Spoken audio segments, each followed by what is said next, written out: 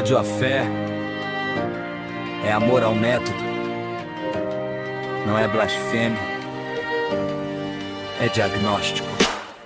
Raça, eu já dizia, crença não é virtude, é hábito emocional vestido de atitude. Quando a prova falha, chamam de mistério, mas mistério não é argumento sério. Por que não sou cristão? Pergunta direta, assusta quem vive de resposta quieta. O absurdo não morreu, só mudou o cenário. Antes era fogueira, hoje é o lobby no plenário. Einstein já dizia, cansado de ser atacado por quem protege ignorância, porque lucra com o errado. Meslier, padre ateu, já denunciava a farsa. Igreja inchada, rica, vivendo do pobre que sangra. Nietzsche avisou, Deus morreu sem alarme. O cadáver apodrecia séculos no estandarte moral de rebanho. Culpa como controle, fraqueza vira virtude. Poder se reorganiza, escolhe. Chamam submissão de humildade cristã, enquanto manda o real se planeja amanhã.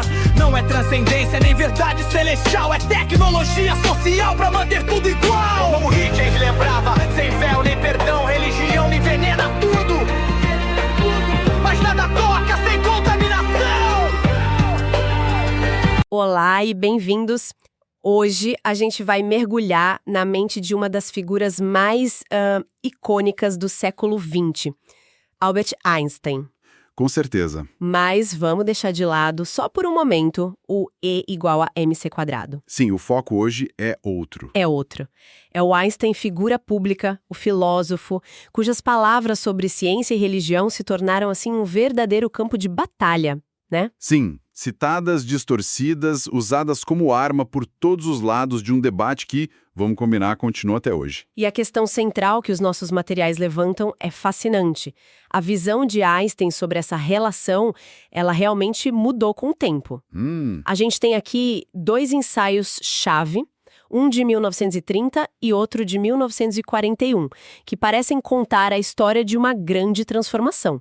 A pergunta é: que história é essa de verdade? Exato. Porque a narrativa mais comum, que virou quase um clichê, é a de que o Einstein começou com uma postura mais aberta, mais conciliadora. E depois endureceu. E com o tempo endureceu, se tornou mais hostil à religião. A prova que muitos apontam é quase poética de tão simples: a inversão dos títulos. Ah, sim. Em 1930 ele escreve Religião e Ciência. 11 anos depois, em 1941, publica Ciência e Religião. Para muita gente, isso já encerra o caso. Para muita gente, caso encerrado. A ciência passou na frente, a religião ficou para trás. Fim da história. Só que a história parece ser bem mais complexa, né? E mais interessante do que uma simples troca de palavras. Muito mais. Então a nossa missão aqui é investigar o que realmente aconteceu nesses 11 anos. Foi uma mudança filosófica profunda, uma espécie de evolução espiritual, como alguns gostam de dizer? Ou foi outra coisa? Ou estamos falando de algo completamente diferente? Uma mudança de tom, uma alteração radical na estratégia de comunicação, forçada por um mundo em chamas e, claro, pela frustração de um homem que via suas ideias serem sequestradas. Exato. Vamos analisar isso. Vamos então para 1930. O ensaio é Religião e Ciência. Qual era o palco em que o Einstein estava atuando? A gente está falando da República de Weimar. Um período de efervescência cultural incrível, mas também de muita instabilidade. E o Einstein não é só um cientista, ele é um ícone global. Talvez a primeira celebridade científica da era moderna. E a imagem que a mídia projetava nele era essa, né? A do gênio conciliador. Havia um apetite imenso por uma figura que pudesse unir mundos que pareciam irreconciliáveis. Ciência e arte, razão e espiritualidade. E os líderes religiosos, imagino, estavam de olho nisso. Claro. Estavam mais do que dispostos a usar o prestígio do Einstein para validar suas próprias visões. Eles queriam desesperadamente um selo de aprovação do homem mais inteligente do mundo. E é nesse vespero que ele decide escrever. Exatamente. E, pelo que as fontes indicam, ele não escreve de forma ingênua.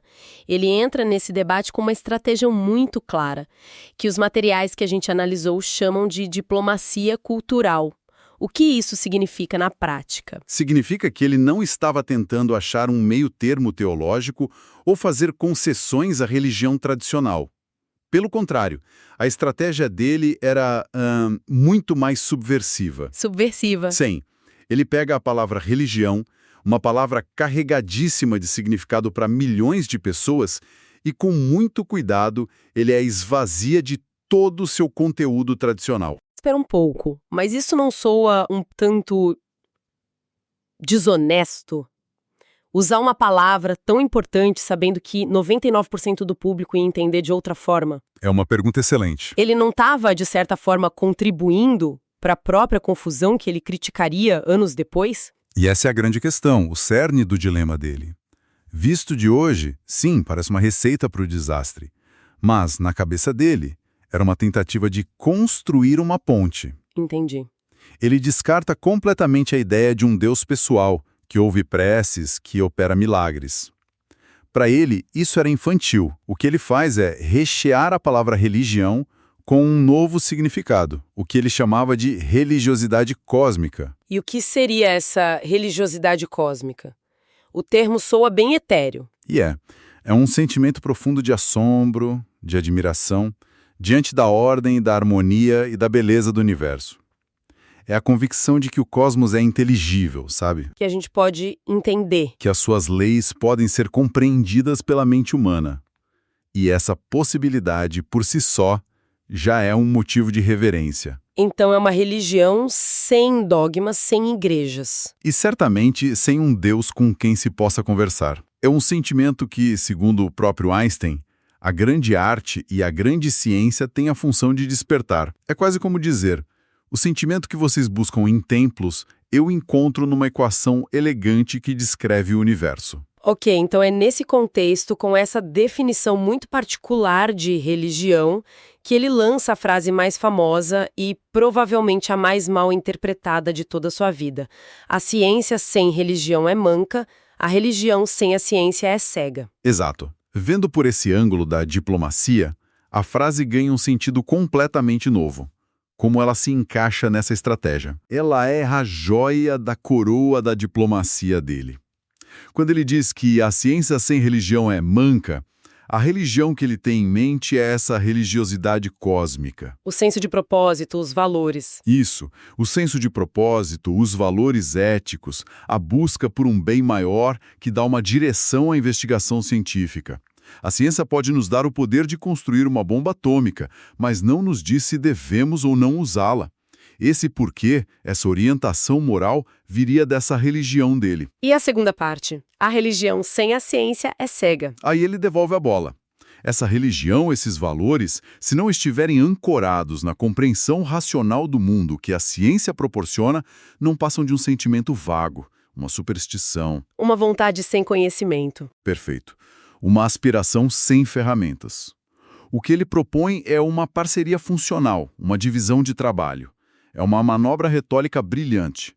A mensagem das entrelinhas era: olha, se vocês abrirem mão desse seu Deus barbudo que interfere no mundo, a gente pode ter uma conversa muito produtiva sobre valores e o futuro da humanidade, usando a ciência como nossa ferramenta. Mas essa diplomacia toda, essa tentativa de redefinir termos e construir pontes, tinha um prazo de validade. 11 anos depois, 1941, o mundo é outro. Completamente outro. Einstein sai exilado nos Estados Unidos, fugindo do nazismo, e a Segunda Guerra Mundial está no auge. A paciência dele parece ter se esgotado junto com a paz mundial. O que o leva a revisitar o tema, agora com o título Ciência e Religião. O que o leva é puro e simples desgaste. Frustração. Ele viu a estratégia de 1930 fracassar de forma espetacular. Sua linguagem, que era cuidadosamente diplomática, virou uma arma contra ele. Exatamente. Estava sendo usada como um porrete por todos os lados. Ele ficou preso numa armadilha que ele mesmo, sem querer, ajudou a criar. Como assim? Que tipo de apropriação o estava irritando tanto? Eram ataques de duas frentes. De um lado, grupos religiosos nos Estados Unidos o citavam sem parar. Em 1940, por exemplo, uma associação religiosa publicou um panfleto usando a frase da ciência manca como prova de que o maior gênio do mundo endossava a oração nas escolas. Nossa, o exato oposto do que ele queria. O exato oposto. Esse tipo de coisa o deixava furioso. Ele estava sendo transformado num santo padroeiro de ideias que ele repudiava. E a outra frente? A outra frente vinha dos céticos e dos ateus militantes. Eles o acusavam de covardia intelectual. Diziam que ele era místico, ambíguo, que usava a palavra Deus de forma metafórica, como em Deus não joga dados. Que com isso só confundia as pessoas. E dava munição aos religiosos. O acusavam de não ter a coragem de dizer com todas as letras o que pensava. Então veja bem, ele era usado como troféu pelos crentes e chamado de covarde pelos não crentes. O silêncio já não era uma opção. Nenhuma. E como toda essa frustração se manifesta no texto de 1941? A mudança é só no título ou vai mais fundo? A mudança é profunda, mas é no tom e na abordagem, não na filosofia. O texto de 1941 é, como uma das nossas fontes descreve, mais curto, mais seco e mais direto. Ele larga a colher de açúcar. Metaforicamente é isso. A diplomacia sai de cena e entra a clareza cortante. Ele para de tentar amortecer a retórica para agradar ou conciliar. Então a inversão do título de religião e ciência para ciência e religião é quase uma declaração de intenções. Um aviso de que o jogo mudou. Exatamente. Não é que ele mudou de ideia sobre a relação entre as duas. Foi uma mudança de foco, de ponto de partida. Em 1930, ele começa falando da religião para diplomaticamente redefini-la. E mostrar os limites dela. Certo. Em 1941, ele faz o oposto. Ele bota a ciência na frente e diz, basicamente, vamos começar pelo que é sólido, pelo que é meu campo. A ciência é o meu ponto de partida, e qualquer discussão sobre religião vai ser avaliada a partir daqui. Ele não está mais pedindo licença para entrar no debate. Ele está estabelecendo as regras do jogo. E quais são as ideias que ele reafirma de forma tão direta, sem o filtro da diplomacia? O que ele faz questão de deixar gravado em pedra nesse segundo ensaio? Ele diz as mesmas coisas de 1930, só que sem a linguagem florida. Primeiro, a ideia de um Deus pessoal é produto do medo e de desejos infantis, e a ciência a enfraqueceu progressivamente. Ponto final. Direto assim. Direto. Segundo, a ciência não precisa da religião para nada. A busca pelo conhecimento é um fim em si mesmo. E terceiro, o ponto mais crucial, o conflito histórico entre as duas esferas não é um mal-entendido. Ele acontece invariavelmente, sempre que a religião ousa fazer afirmações sobre como o mundo funciona. Sempre que ela tenta descrever a realidade, ela invade o território da ciência e, segundo Einstein, ela sempre perde. Ele desenha uma linha bem clara na areia, então. Muito clara. Fatos são com a ciência, valores e propósitos a gente pode discutir. Juntando as duas peças, a do diplomata de 1930 e a do polemista frustrado de 1941, a imagem que se forma é bem diferente daquela narrativa popular de evolução espiritual, não é? Completamente. A ideia de que ele era amigo da religião e depois virou inimigo parece simplista demais. Ela não apenas parece simplista, ela se desfaz quando olhamos as outras fontes, principalmente as cartas privadas de Einstein. A análise mostra que a posição filosófica dele já estava totalmente consolidada muito antes de 1930. Então não houve uma fase mística? Não houve uma fase mística seguida por uma fase cética. Isso é um mito. E o que essas cartas revelam? Revela um pensamento consistente e sem rodeios.